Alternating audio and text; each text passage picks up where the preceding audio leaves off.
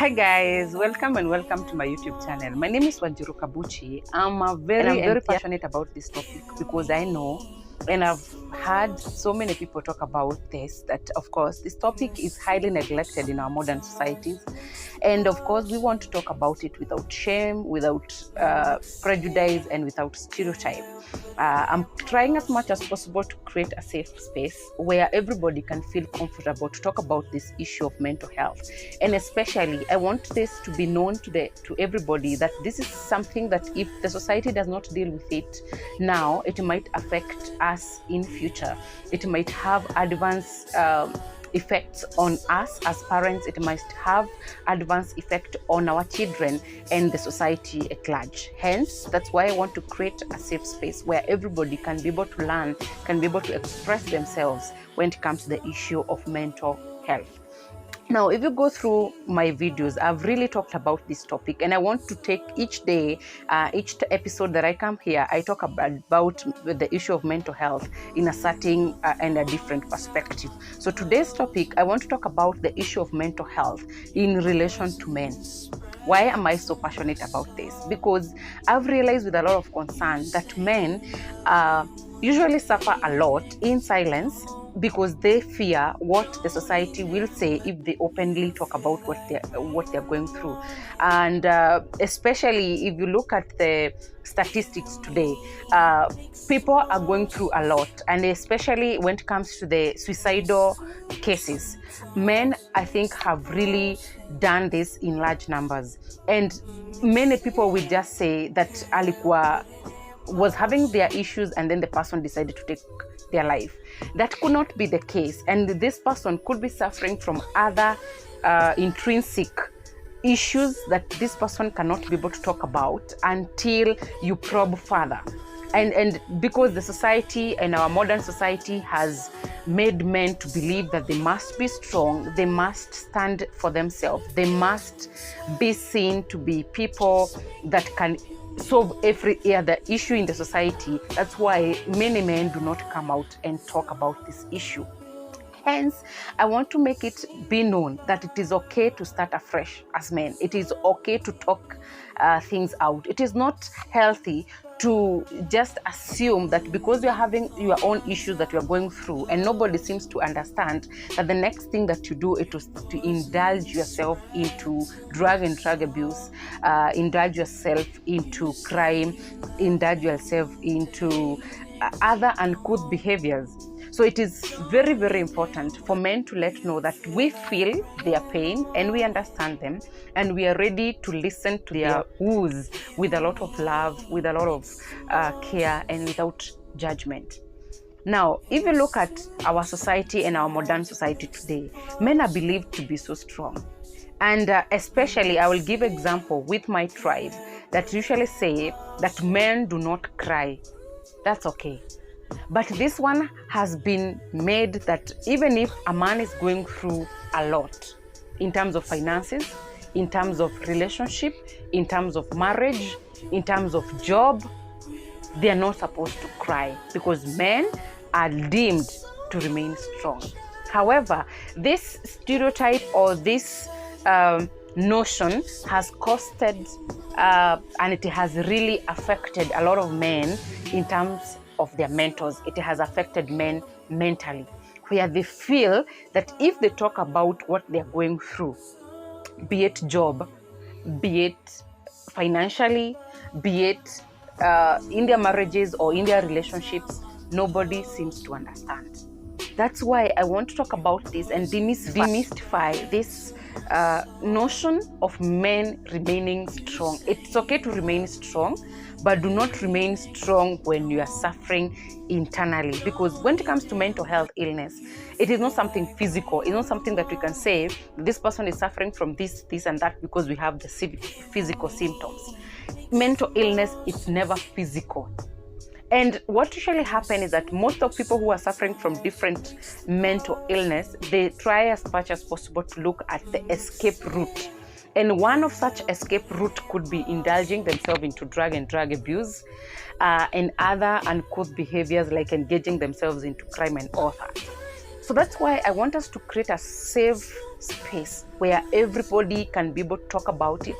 Everybody can be able to express themselves without feeling stigmatized or without feeling being judged. It suffers in silence, and men do not express themselves, do not express what they are going through, do not express their bitter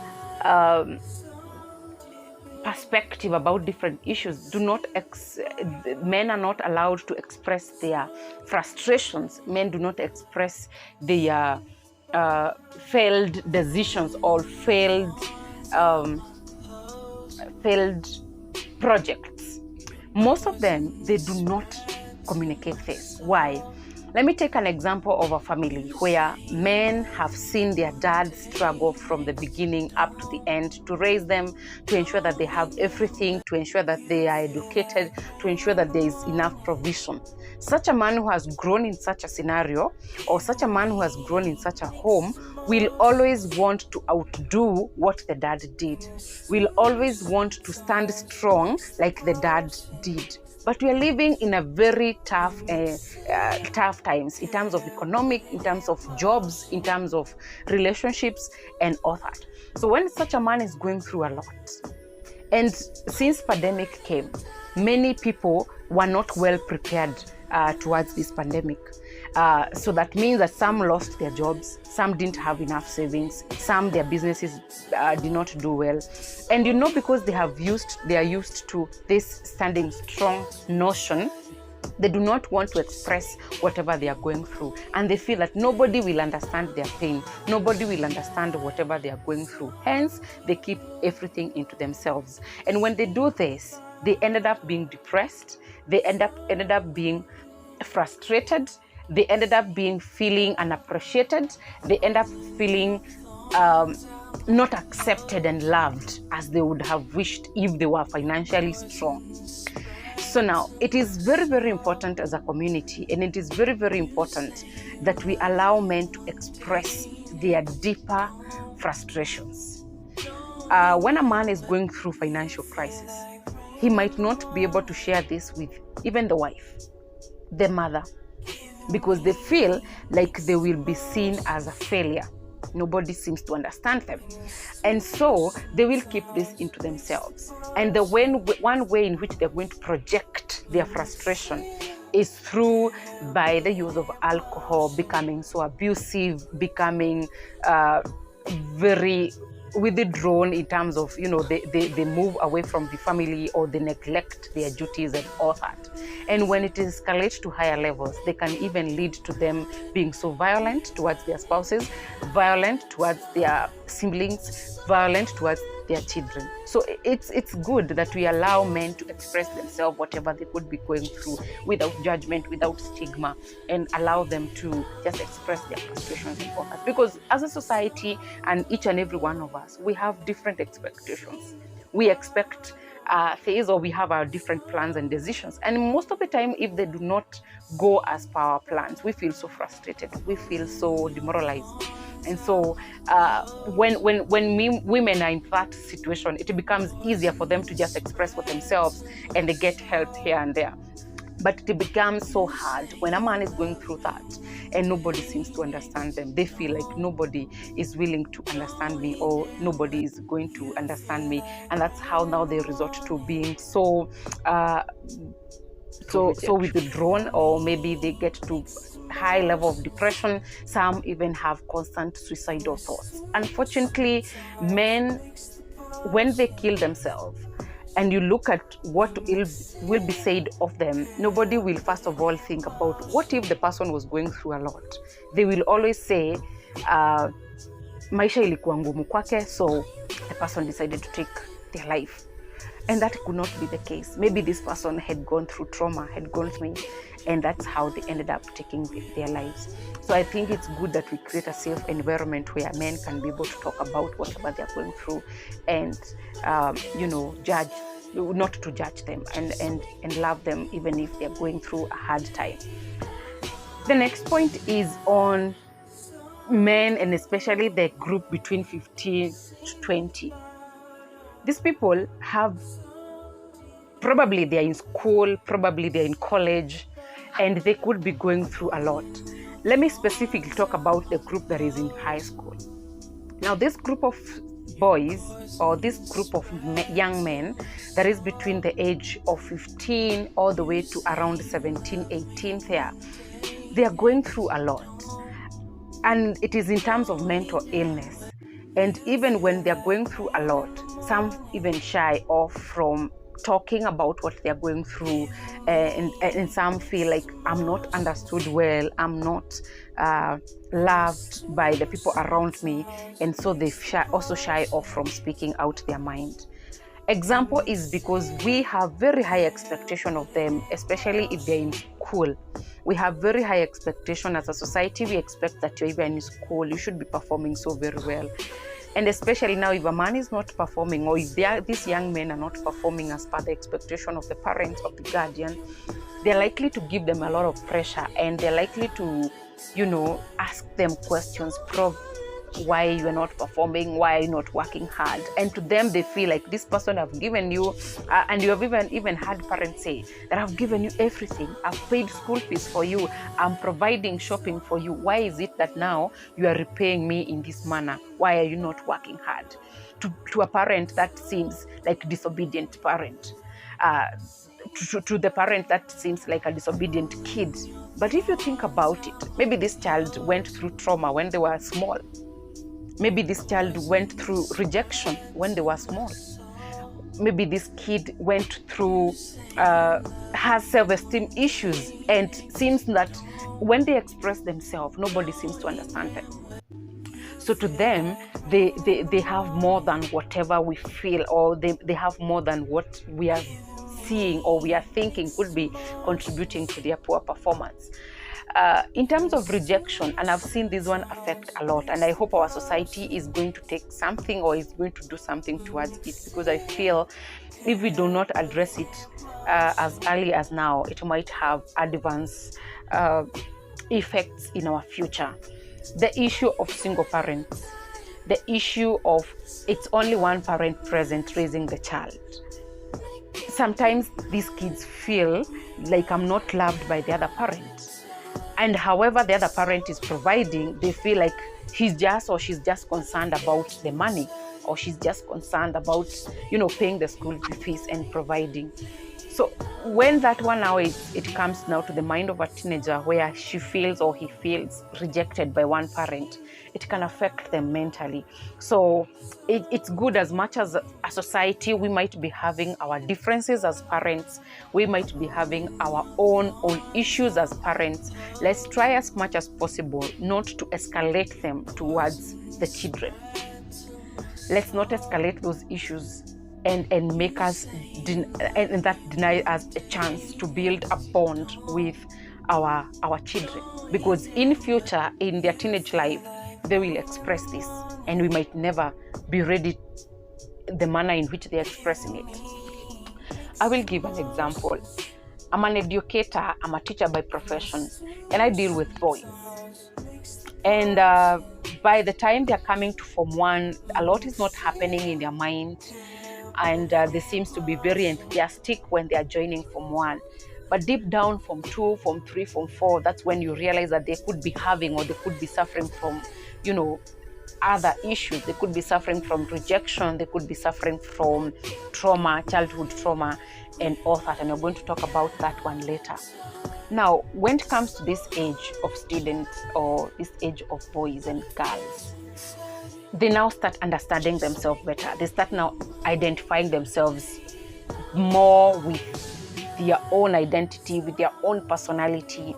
And in the process, maybe when the other parent is not there, they feel like, I wish that my dad is present because he could have understood me more. I wish my mom is present because she could have understood me more. And that one is affecting them a lot. Where one of the case was a situation whereby the parent separated and the kid was left in the care of the grandparents. And it happens that now the dad usually communicates to the child, and as much as they do not have physical connection, at least they talk with the dad. Now the mom is the one catering for these kids' school fees, provision, clothes, and everything else. So this child feel like my mom is only concerned of me when she's paying school fees, or the kid feels like my mom doesn't understand me and abuses me in respect to the dad, saying that you are as stupid as your dad, saying you are as this and that as your other parent. That affects the child, such that even if they're working very hard, they feel like nobody recognizes me. Furthermore, even my mom will not appreciate the grade that I'm getting. And so we called the parent to have a talk with the parent, and she's very bitter. She seems very bitter because the child seems not to be understanding the struggles or the sacrifices that she's making to raise this boy. And the boy was like, no, allow me to have a relationship with my dad. Allow me to have a relationship with my father. And the mother became so bitter and very abusive. And from that point, the boy felt enough is enough. And he decided that I'm going to get out of school and go look for my dad. And if possible, I live with the dad. The boy managed to get out. And when he went and searched for the dad accommodated him. But the dad had moved on with his life. He had married. And so the child is finding so hard now to fit in this new family. So that affects the kids a lot. So what I'm saying is that even if we have these issues as parents, we have our own differences, we have our own things that can make us not to be together. Let's mind the welfare of the kids. Let's always think beyond our own, and let's not be selfish, but let's us help the kid to build a bond with both parents. And then when they grow up, they will now decide, do I need to live with mom or do I need to live with dad? Other than not having a relationship at all. And then when now they start looking for either of the parents, they get more rejection. That is going to affect them mentally, and it's not going to be stable at all. So that's number one. I've realized that students or kids between the age of 15 all the way to 20, rejection is really affecting their mental well-being. So let's talk about this issue. Let's address it. If you are a parent who is raising the kid alone, get away of getting the other parent to be in the life of this child. Because as much as we might look for other father figures, this kid will one day feel like I need to identify with my original parents. So that's something that is really affecting our society today, unfortunately, and especially men. So let's create a safe space where men can express themselves, where men can talk about what is ailing them, and their mental wellness be a first priority of everybody. Let's not tell men to just remain strong. You need to be remain strong. You be strong. You need to remain strong. You need to be strong. It's okay. They will be strong, but their mental well-being need to be stronger. Yeah. Subscribe to my channel. My name is Wanjiru Kabuchi.